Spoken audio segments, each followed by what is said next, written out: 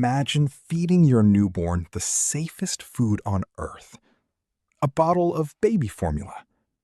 A product trusted by millions of parents, manufactured by one of China's biggest dairy companies, sold in supermarkets, approved by regulators, and advertised as the perfect start to life. Now imagine that same bottle slowly destroying your baby's kidneys. Parents watch their infants cry in agony, refuse to eat, pass blood in their urine, and develop kidney stones, something doctors almost never expected to see in babies. At first, hospitals were confused. Then, the cases kept coming. Soon, thousands of infants across China were suffering from the exact same mysterious illness. The cause wasn't a virus. It wasn't bacteria.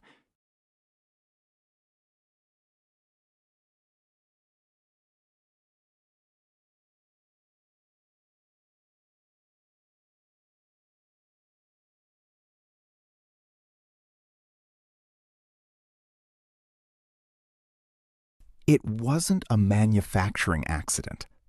Someone had intentionally added an industrial chemical to baby formula. A chemical never meant for human consumption. Its name was melamine. And what followed became one of the largest food safety scandals in modern history. In the early 2000s, China's economy was exploding. Millions of families were entering the middle class.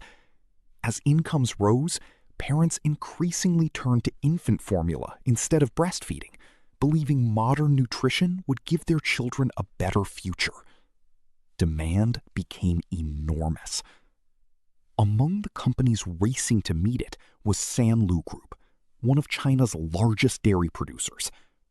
For decades, Sanlu had been considered one of China's most trusted brands.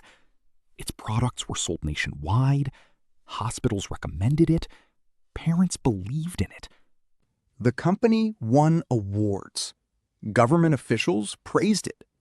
Everything suggested Sanlu represented China's rapidly modernizing food industry. But behind the scenes, pressure was mounting.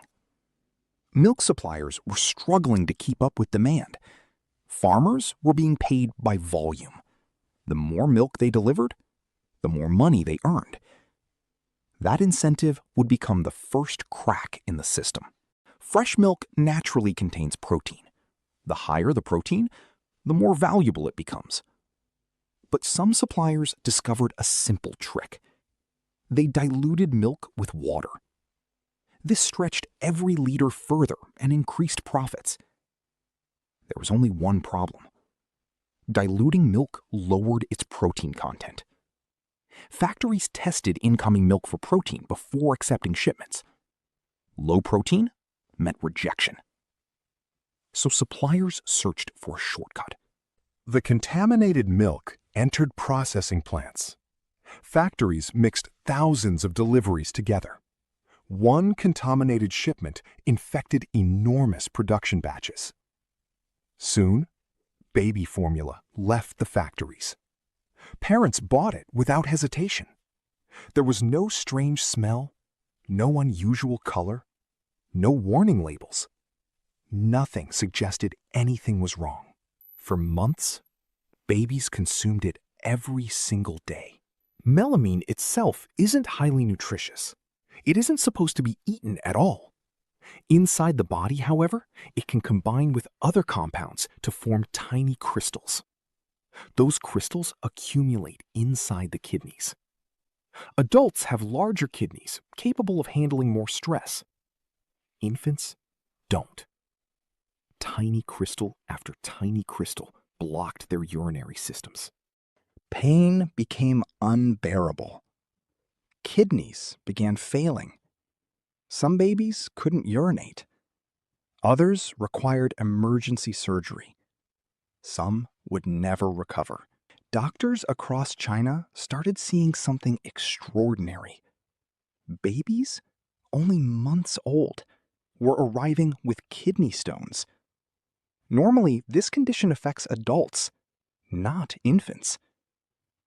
Hospitals compared notes. The same symptoms appeared everywhere. Parents shared one disturbing connection. Every sick child had been drinking the same powdered infant formula. What began as a handful of unexplained cases quickly became thousands. Doctors started suspecting contaminated formula, but warnings came too slowly. While investigations dragged on, the product remained on store shelves, and more babies continued to consume it. By the time authorities understood the true cause, the contamination had spread across the country. Investigations later revealed that complaints had reached some companies months before the public was warned. Instead of issuing immediate recalls, discussions focused on protecting the company's reputation. With major international events approaching, officials feared a nationwide food safety scandal would damage China's global image. As more infants fell ill, many parents were told their babies suffered from unrelated medical conditions. Others unknowingly continued feeding them the contaminated formula.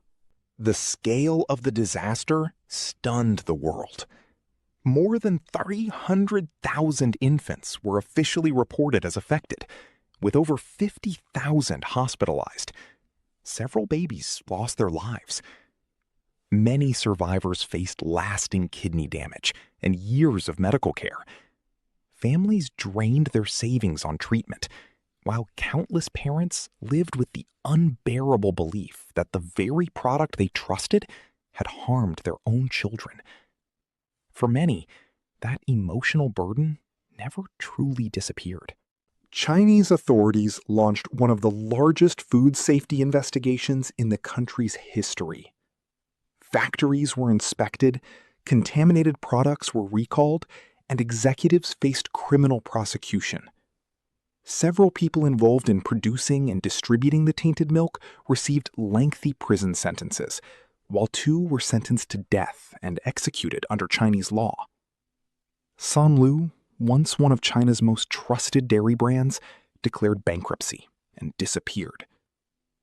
The scandal also triggered sweeping food safety reforms, with stricter testing standards, tighter supply chain oversight, and expanded inspections. But for the families who had already lost so much, those reforms came far too late. The crisis did not end at China's borders.